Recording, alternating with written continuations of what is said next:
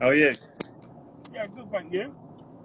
Thanks for coming on. It's actually the first time I've interviewed you, so I appreciate you coming on. Yeah, How's things? yeah, good. I'm just gonna pull over in a second. I'm on my way to Northampton to see my little kids and that. I'll just pull over. Where are you heading? Northampton. Okay. Yeah, just on my What way was up it there to see for kids. But essential shopping or? no. On my way to see my little kids. I've got 2 kids that live in Northampton, so I'm just gonna go and see them quickly. Okay. So Pull where over. are you based usually? Hatfield, Hertfordshire. Okay. Hatfield. I'm an Hatfield bod. How's Right. how are you finding isolation though? All right. To be fair. All right. Just getting on with it, really. You're managing to train enough or? Yeah, well, doing whatever. Listen, I'm on Operation Six Pack. Yeah. That's what it was, though. I'm using this time to try and get my weight down as much as I can, and work on things that I wouldn't usually work on, like strength work, strength conditioning. Really, I know how to box anyway. So, yeah, Ben Davison's here. Get up, Ben. Ben Davison's here. Ben I'm Davison, right? Go on. Do you follow Ben? I don't know. I have Right. to admit. Well, he's got a bit of a thing with lions and whatever not, and it's dawned on me there's a lot of resemblances between him and Joe Exotic off of Tiger King. I don't know if you want to hear that. Oh, he's coming back with Ben Exotic. What have you made of Tiger King? You've been watching it? Mate, I binge watched that like when Isolation first started. Yeah, same. Have you ever watched something and I thought these people are that so mental? Yeah. They got to be actors. Nobody can genuinely be that crazy. I mean, I didn't know that people actually held tigers in like homes and stuff until I watched it. So in America, you can do anything. Mate, it's a bit crazy that show. Oh God! Talk to me, man. So, what was Saudi Arabia like? That was your last fight. How did you find it out there? The fight itself was very painful. Listen, Saudi's a lovely country, but it's not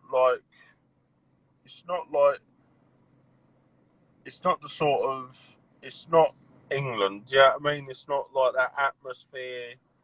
Like when you walk out, like everyone's going crazy and whatever. It's different atmosphere. I don't think you can beat boxing in England, really, personally myself.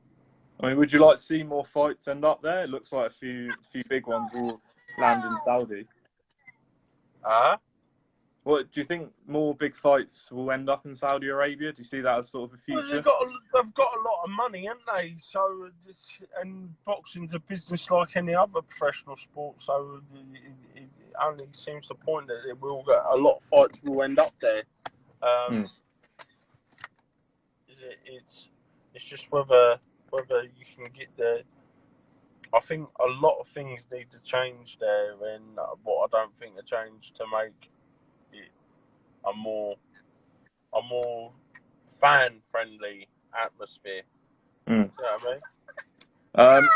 Couple of quick ones because we are a bit rushed because we've got a few others coming on afterwards. What's the plan with you? You know, once boxing returns, obviously we don't know when that will be right now. But what sort of names or fights are you looking at? Do you know what my boxing my plan is not changed. None other than like it won't. My plan is what it was before all this happened is what I'm trying to say. I'm gonna box at the level that I'm what I believe I should be at, and see where it goes from there. I'm gonna have myself a couple of little small all fights, and then try and get myself an English or British title. Listen, I've never deluded myself. I've never tried to anybody and say that I'm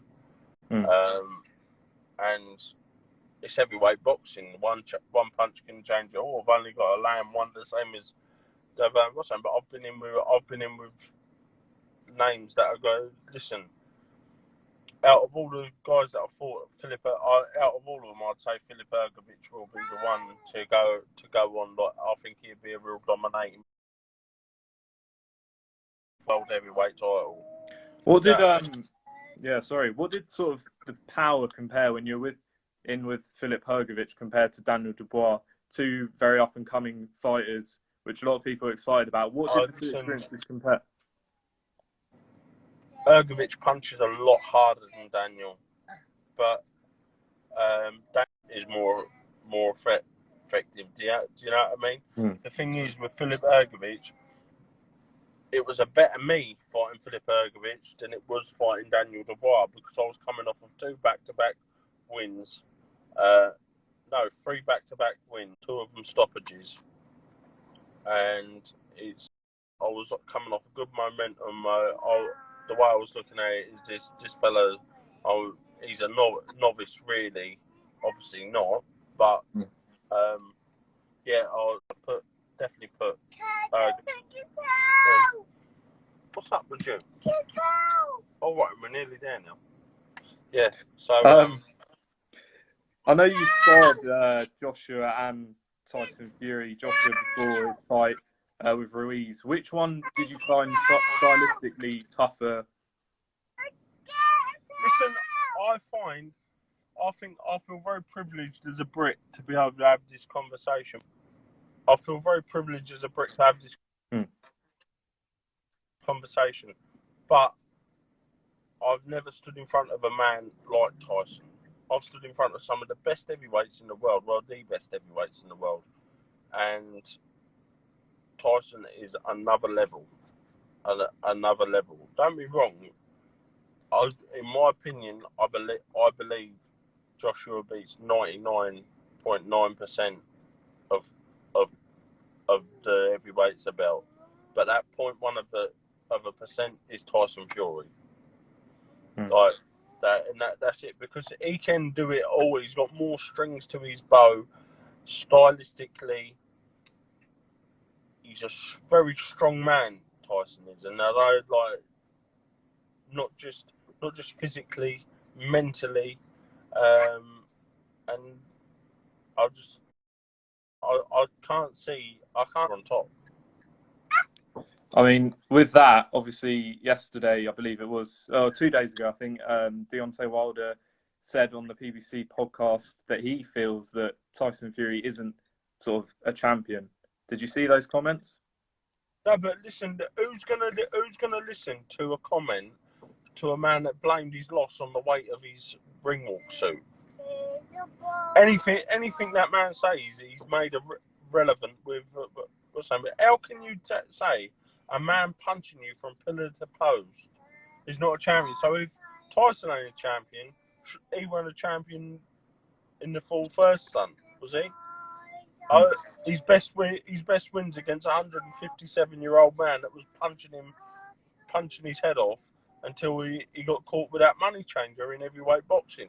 Don't be wrong, got to throw it to land it, and fair play to him. He done it. Let's have it right. And a bus pass. So it is what it is, and that's the best fight he's had. I mean, with the whole situation, it's probably quite hard to tell what's going to happen, you know, with all this isolation. We don't know when boxing really is going to return. But there's been a lot of talk about, you know, Wilder stepping aside to allow an undisputed fight between Joshua. Dillian Whyte's mandatory for Tyson Fury. What do you sort of see as the situation? I think a unification fight is a must, right? I think it is a must. But I do believe that Dillian Whyte should have his shot at a world title. Personally myself, I think he should. So the only thing is, if Wilder steps aside, he'll be first in line to fight the winner, providing there ain't a rematch clause in that. So it could just hold him up even more. This child is going off her nuts. Well, I ain't going to keep you too much longer. Last one, Tom. from you said, you know, you were looking towards British level when you returned. 1 second, mate. 1 second. No Hold on, mate. 1 second, and we're driving now. Go on, mate. Yeah, you're looking at sort of, I guess, British level when you're returning. Would you be happy to fight behind closed doors? What's your opinion on that? Mate, look, see, I'll gladly get out there today for a few quid now. Venue, anywhere, do not bother me. Wherever, whatever, however. Couldn't bother me with whoever. I'll leave you in peace, mate. Thanks very much for coming mate. on. God bless Appreciate you. that. Stay safe. Yeah. I'll see you in a bit. Catch up with you soon. Stay safe.